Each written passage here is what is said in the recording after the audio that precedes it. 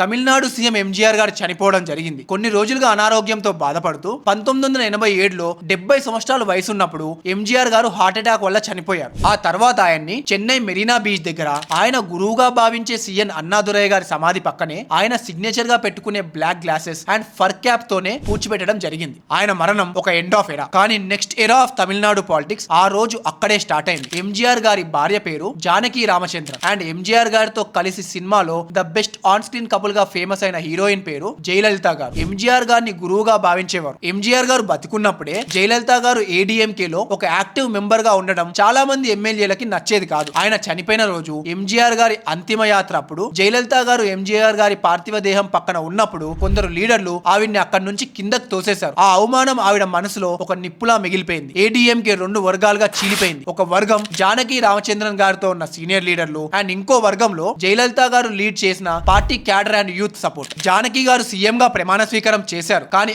ఆవిడ government just 22 రోజులు మాత్రమే ఉంది. అసెంబ్లీలో గొడవలు, వైలెన్స్ వల్ల సెంట్రల్ గవర్నమెంట్ ఆ ప్రభుత్వాన్ని రద్దు చేసి ప్రెసిడెంట్ రూల్ ని పెట్టింది. ఆ తర్వాత ఏమైంది అనేది నెక్స్ట్ వచ్చే ఎపిసోడ్స్ లో మాట్లాడుకుందాం. కాంటెంట్ నచ్చితే ఫాలో కొట్టండి.